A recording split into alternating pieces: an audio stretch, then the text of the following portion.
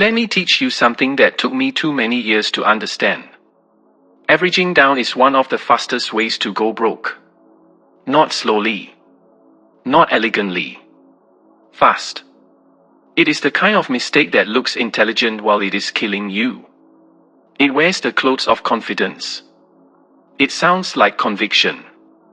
It makes you feel like you are improving your entry, reducing your average price, giving the trade more room, trusting your analysis. But most of the time, you are not doing any of that. You are refusing to admit that you are wrong. That is the truth. When I was younger, before people knew my name, before anyone spoke about my trading as if it was something special, I had the same disease most traders have. I wanted to be right. Not profitable. Right.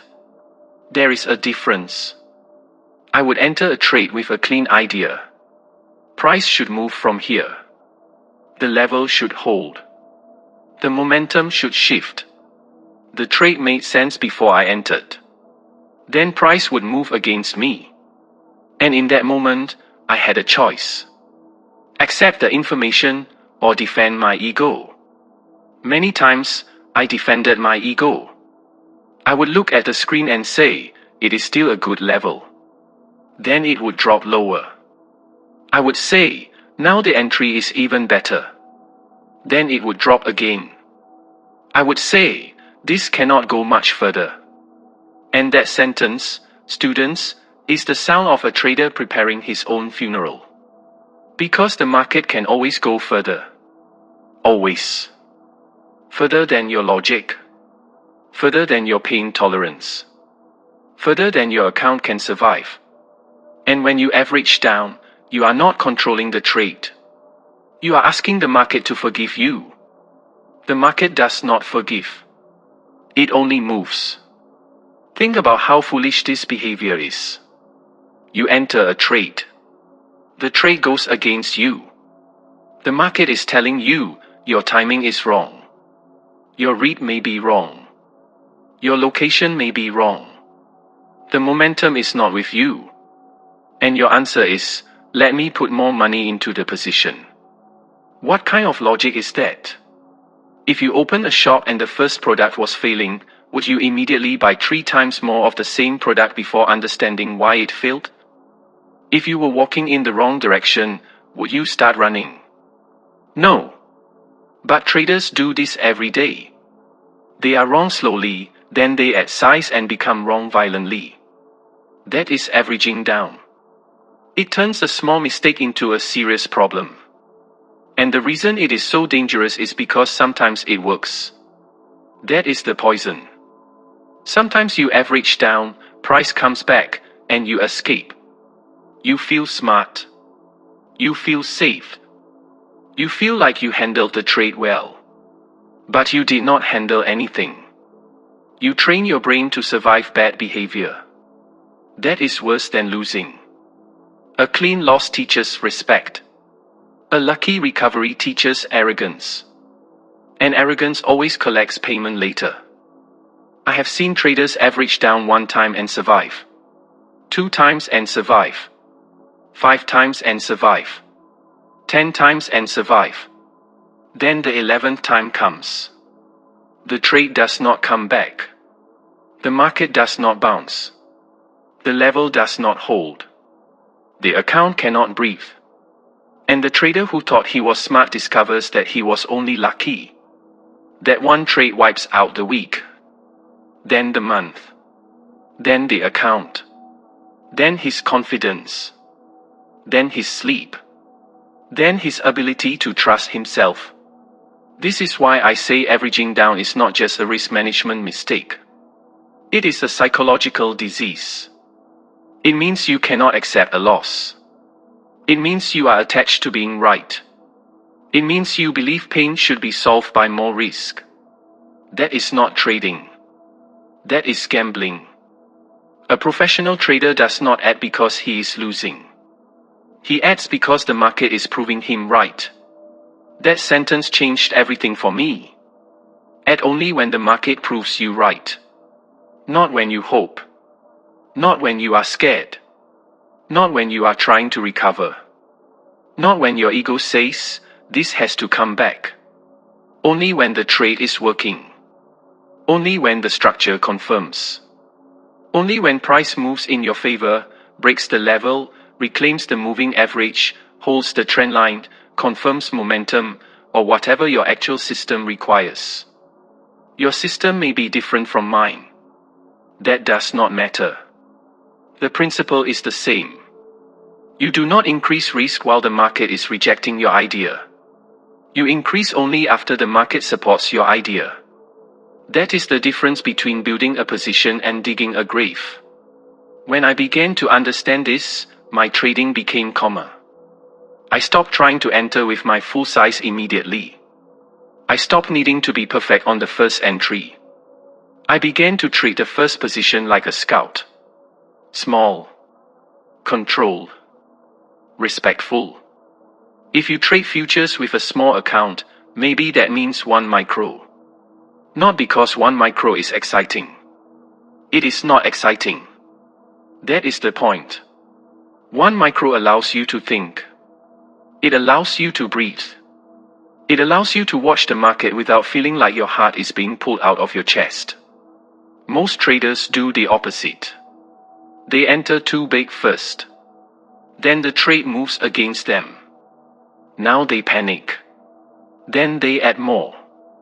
Now they are not trading anymore. They are emotionally trapped.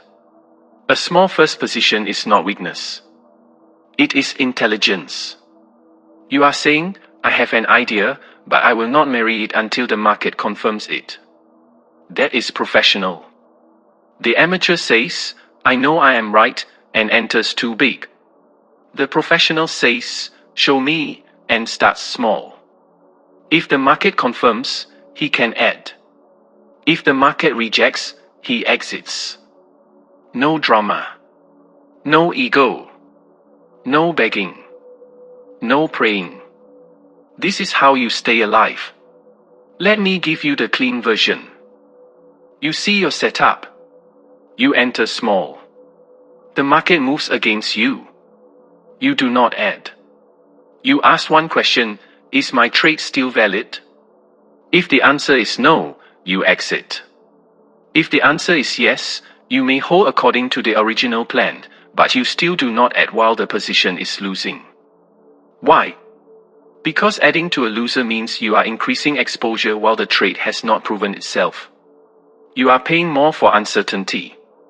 That is backward. Now, imagine the other side. You enter small. The market moves in your direction. It breaks the trend line you were watching. It reclaims the moving average. It holds the retest. It shows strength. Now the trade is proving itself. Now, if your plan allows it, you may add. But even then, you add with a new invalidation. Not randomly. Not emotionally. Not because you want a bigger win. You add because the market gave you another reason. And if that reason fails, you know where to exit. That is controlled aggression. That is how professionals press winners. Not by throwing size into pain. By adding into proof. Many traders hear the phrase, add to winners, not losers, but they do not understand it. They think it means chase every green candle. No. Adding to winners does not mean losing discipline.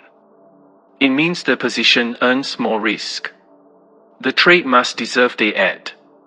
There must be confirmation. There must be structure.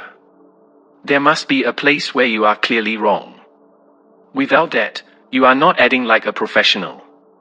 You are just getting excited. And excitement is expensive. The first rule is simple. Never add to a losing position. Say it until it becomes part of you. Never add to a losing position. Not because it can never work. It can work.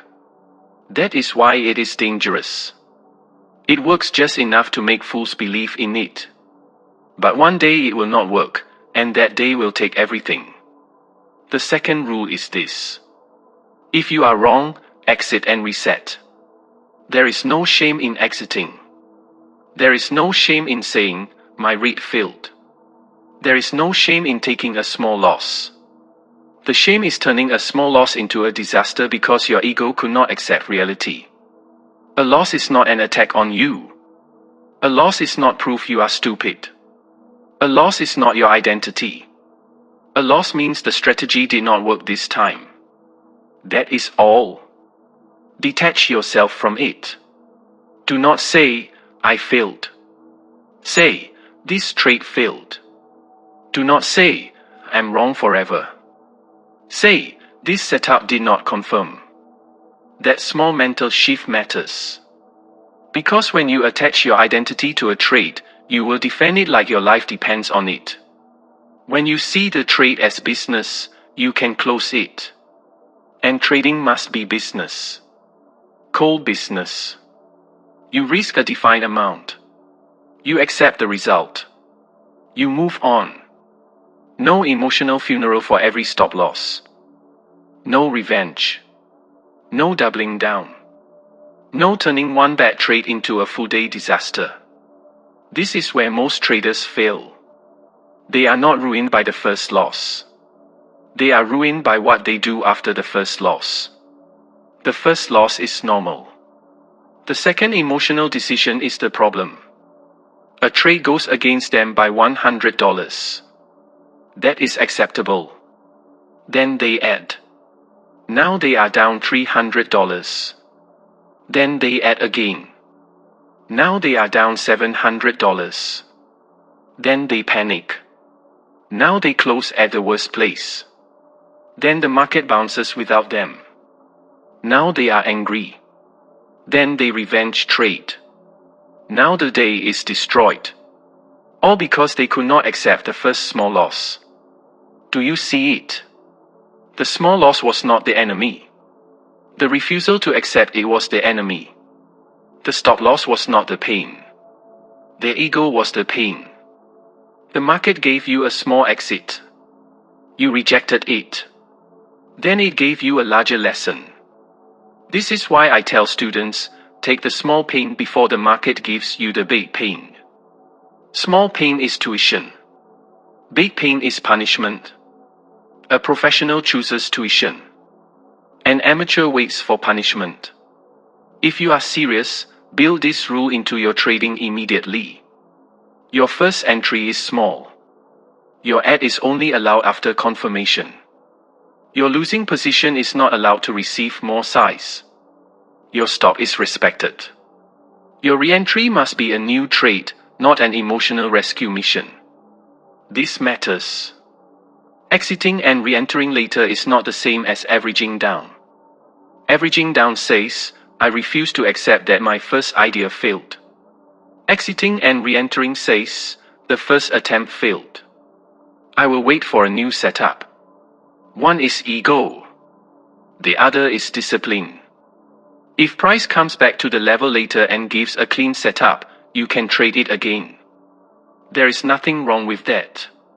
But you must exit the failed trade first. You must clear the emotional debt. You must return to neutrality. Because as long as you are holding a loser, your mind is biased. You are no longer seeing the market clearly. You are seeing your pain. You are looking for reasons to survive. That is not analysis. That is desperation. And desperate traders are easy to take money from. I know that sounds harsh. But the market is harsh. The money I made in the market did not appear from nowhere. Somebody was on the other side. Somebody bought too high. Somebody sold too low. Somebody panicked. Somebody averaged down.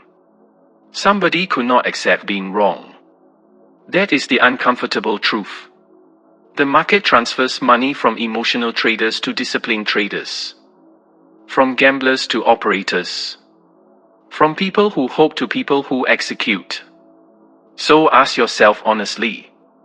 When you add to a losing trade, which side are you on? You already know. You are on the side donating. You are on the side hoping. You are on the side saying, please come back. That is not where you want to live. You want to be the trader who waits for proof. The trader who starts small. The trader who presses when right. The trader who cuts when wrong. The trader who can take a loss without turning into a child. That is what separates survival from destruction. If you only remember one thing from this lesson, remember this. A losing trade is information. Respect it. When the market goes against you, it is telling you something. Maybe your timing is wrong. Maybe your level is weak. Maybe the trend is stronger than you thought. Maybe you entered too early. Maybe your idea is invalid. Listen. Do not argue with information. Do not add size against information. Do not let your ego turn information into a war. The market does not care who wins the argument. It only cares who has risk on. And if you keep increasing risk while being wrong, eventually it will take more than you plan to give. This is the moment where you must become serious. No more averaging down. No more rescue trades. No more, it has to bounce. No more, I'll just add one more. No more turning a small red trade into an account problem. If you are wrong, you are wrong. Exit. Breathe. Wait. Find the next clean opportunity. Start small again. Let the market prove itself. Then, and only then, add. This one habit can change your entire trading career. Not because it makes you win every trade. It will not. But because it stops one trade from destroying you. That is the foundation. Survival first. Consistency second. Size third. Most traders want it backward. They want size before consistency. They want profit before survival. That is why they disappear. Do not be one of them. Be boring. Be patient. Be small at first. Be ruthless with losses. Be selective with ads. Respect the trade when it works. Respect the stop when it fails. And never forget this. Adding to a loser is not confidence. It is emotional weakness with a trading excuse. The day you stop doing it is the day you stop being an easy target. And in this game, that is where real progress begins.